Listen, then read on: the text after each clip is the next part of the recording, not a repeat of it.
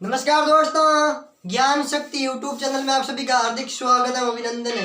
राजस्थान के पशुधन से संबंधित जानकारी का अध्ययन कर रहे हैं, जिसमें हमने पिछले वीडियो में पढ़ा था राजस्थान में पशुधन में पशुगणना से संबंधित जानकारी का अध्ययन किया था। उसके पश्चात राजस्थान के पशुधन से संबंधित जानकारी शुरू की थी, जिसमें बकरी के प्रमुख पशुओं के बारे में अध्ययन किया था, जिसमें बकरी के बारे में सारी की सारी जानकारी का अध्ययन किया था। आज हम पढ़ेंगे भेड़ के बारे में। तो शुरू करते हैं भेड़ से संबंधित जानकारी। राजस्थान में पशुधन, राजस्थान में पशुधन,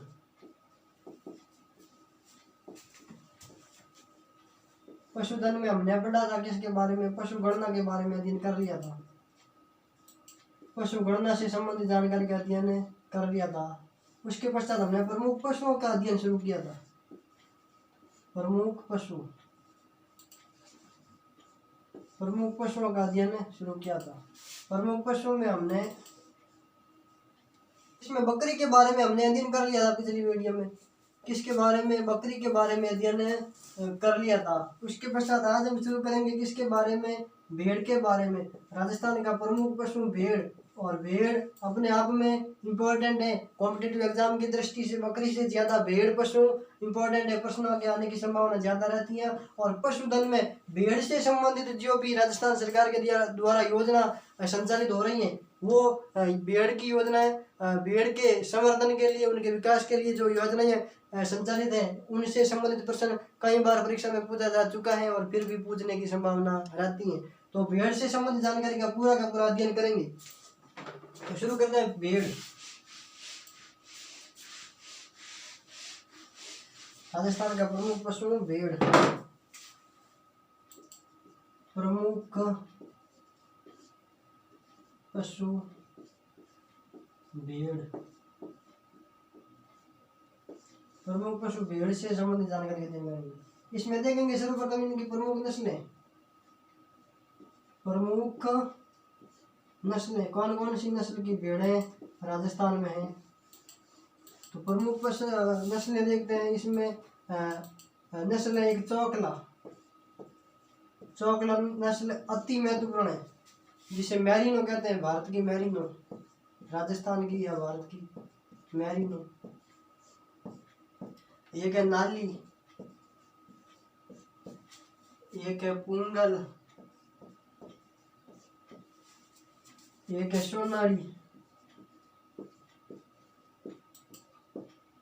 सोनाड़ी, जिसे चन्नोथर भी कहते हैं। चन्नोथर। एक है खैरी, एक है मारवाड़ी, एक है जैसलमेरी।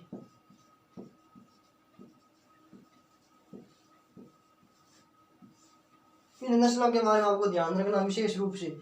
चौगला है, नाली है, पुंगल है, सोनाड़ी, खैरी, मारवाड़ी, जैसलमेरी। और भी कुछ नस्लें हैं जैसे मगरा है, और एक नस्ल और है मगरा। इन नस्लों के बारे में आपको ध्यान रखना विशेष रूप से। राजस्थान में भेड़ की प्रमुख नस्लें कौन कौन सी है जो राजस्थान में सामान्यतः पाई जाती हैं। उनमें चौकला नस्ल वेरी इंपॉर्टेंट है। नाली, पुंगल, सोनाड़ी, जिसे चन्नोतर भी कहा जाता है, खैरी है, मारवाड़ी, जैसलमेरी और मगरा नस्ल महत्वपूर्ण है। तो इनके बारे में, नस्लों के बारे में ध्यान रखना। राजस्थान में कौन कौन सी नस्लों की भेड़ें पाई जाती हैं तो बता देना। इन्हें नस्लों की स्क्रीनशॉट ले लेना, विशेष रूप से अति महत्वपूर्ण है। ले लिया ना। अब देखते हैं राजस्थान में भेड़ें सर्वाधिक किस जिले में पाई जाती हैं। राजस्थान में सर्वाधिक भेड़ किस जिले में पाई जाती है। राजस्थान में सर्वाधिक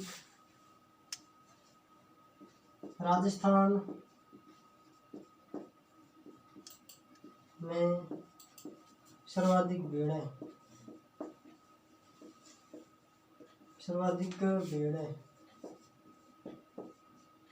राजस्थान में सर्वाधिक भेड़ें पूछे किन जिलों में तो बता देना। बाड़मेर जिला, जैसलमेर जिला और पाली जिला। इन जिलों में सर्वाधिक भेड़ें पाई जाती। पहले नंबर पर बाड़मेर, दूसरे पर जैसलमेर और तीसरे पर पाली। और न्यूनतम भेड़ें पूछे कि न्यूनतम भेड़ें किन जिलों में पाई जाती है। न्यूनतम भेड़ें पूछे तो कहाँ बताओगी। न्यूनतम पूछे तो बांसवाड़ा जिला, बांसवाड़ा जिला, बारा जिला, झालावाड़ जिला, इन जिलों में तो न्यूनतम भेड़ें पाई जाती। बांसवाड़ा, बारा, झालावाड़। और सर्वाधिक बाड़मेर, जैसलमेर और पाली इन जिलों में सर्वाधिक और न्यूनतम पूछे तो बता देना कहाँ पर है।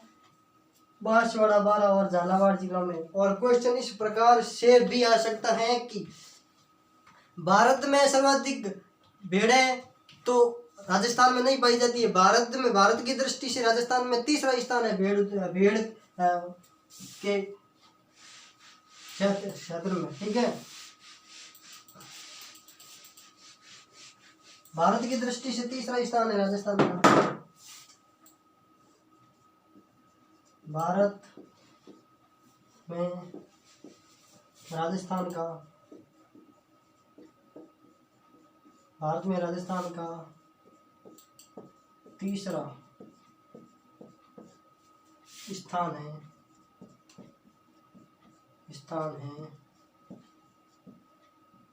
भेड़ों की संख्या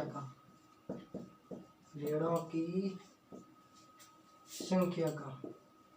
तो सर्वाधिक भेड़ें राजस्थान में नहीं पाई जाती, जबकि बकरियां तो राजस्थान में सर्वाधिक है। राजस्थान का पहला स्थान है बकरियों में, लेकिन भेड़ में कौन सा स्थान है। तीसरा स्थान है, विशेष रूप से ध्यान रखना। अब देखते हैं भेड़ के लिए एक केंद्रीय भेड़ एवं ऊन अनुसंधान केंद्र बना हुआ है अविका नगर, जो मालपुरा टोंक में स्थित है। उससे संबंधित जानकारी का अध्ययन करते हैं। स्क्रीनशॉट 1 मिनट ले लो, स्क्रीनशॉट ले लिया। अब देखते हैं केंद्रीय भेड़ एवं ऊन अनुसंधान केंद्र के बारे में, जो भेड़ से संबंधित है। इस कारण से हम इसमें अध्ययन करते हैं। केंद्रीय भेड़ एवं ऊन अनुसंधान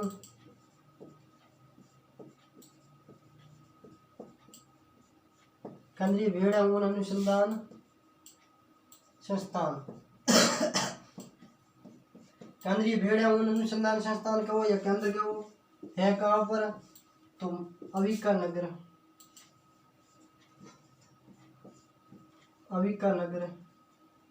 अविका का मतलब ही भेड़ होता है। ठीक है, अविका नगर, केवल अविका पूछे तो भेड़ से संबंधित। अविका नगर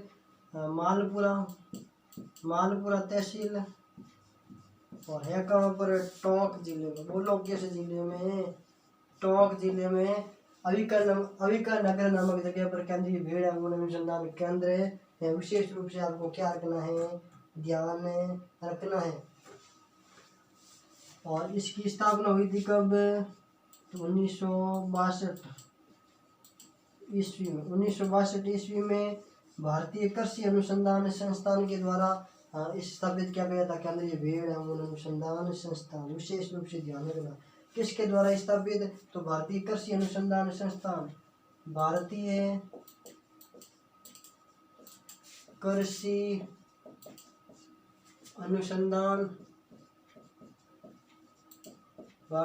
अनुसंधान संस्थान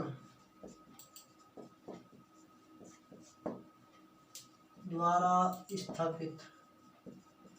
भारतीय कृषि अनुसंधान संस्थान के द्वारा स्थापित केंद्रीय भेड़ एवं अनुसंधान संस्थान 1962 में स्थापित। कहाँ स्थापित, तो अविका नगर। और अविका नगर है कहाँ पर, मालपुरा तहसील टोंक जिले में। तो ये तो भेड़ से संबंधित एक प्रमुख केंद्र या संस्थान है, जो भेड़ के संवर्धन, उसके पालन पोषण से संबंधित और उससे रखरखाव से संबंधित है। ठीक है, स्क्रीनशॉट लो।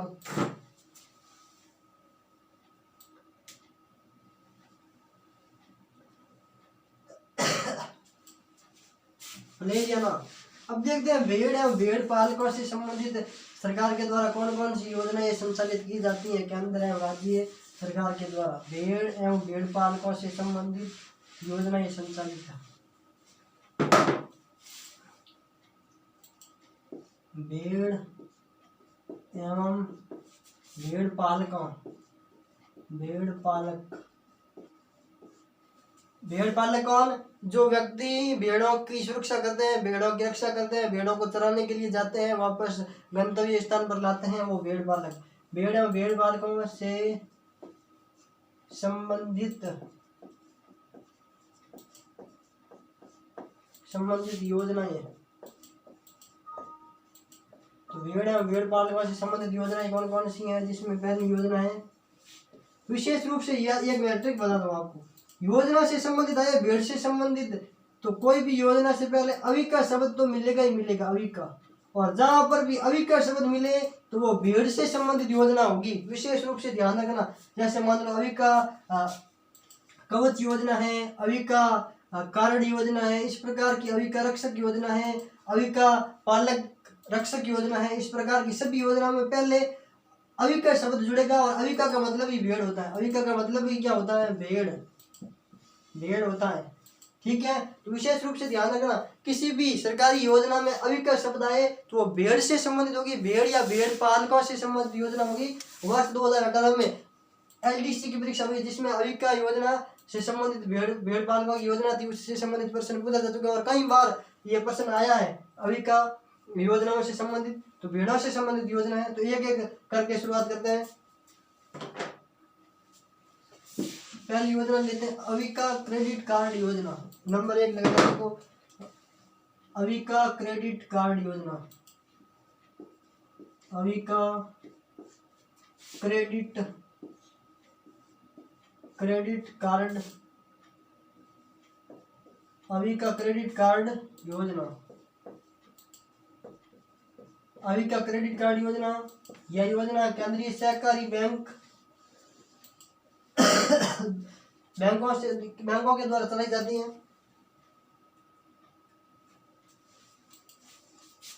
केंद्रीय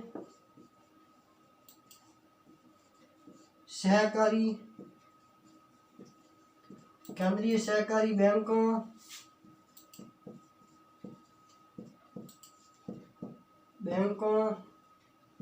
के माध्यम से 2004-05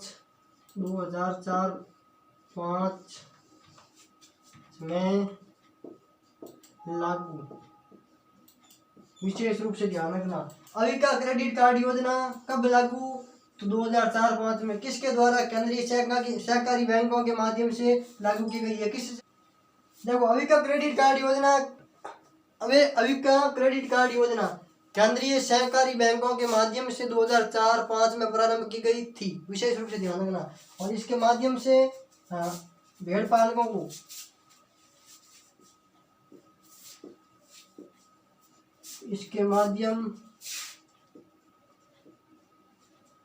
से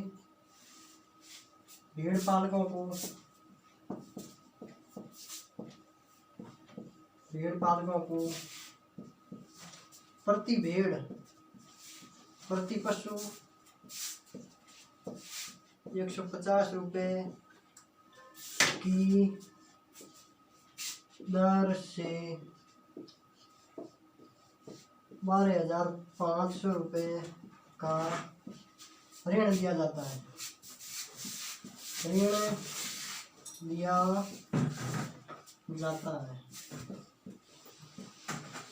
तो इस योजना के तहत भेड़ पालकों को 150 रुपये की दर से एक पशु का 150 रुपये की दर से 12,500 रुपये तक का ऋण दिया जाता है। तो अविका क्रेडिट कार्ड योजना केंद्रीय सहकारी बैंकों के द्वारा शुरू की गई थी, 2004-05 में प्रारंभ की गई थी। अगली योजना देते हैं, अविका कवच योजना के बारे में जानकारी अध्ययन करते हैं।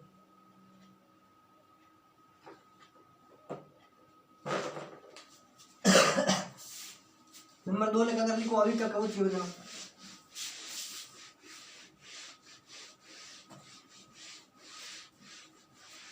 दो नंबर लेकर लिखो, अविका कवच योजना। बोलो कौन सी योजना? अविका कवच योजना। अविका कवच योजना। इस योजना के बारे में देखो, रोग दुर्घटना पूर्ण विकलांगता, विकलांगता से शब्द बेहतरीन होगा दिव्यांगता,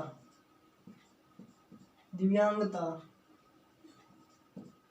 देखो रोग दुर्घटना पूर्ण दिव्यांगता या भेड़ की मौत होने पर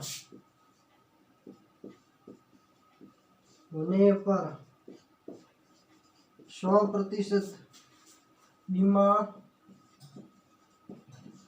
लाभ, 100% बीमा लाभ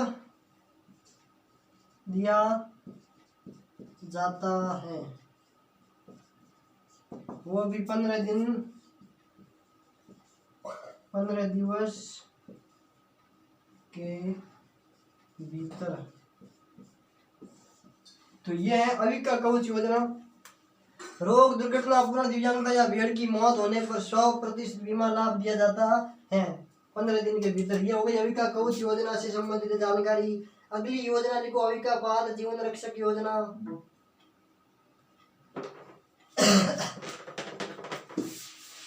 अगली लिखो अविका बाल जीवन रक्षक योजना।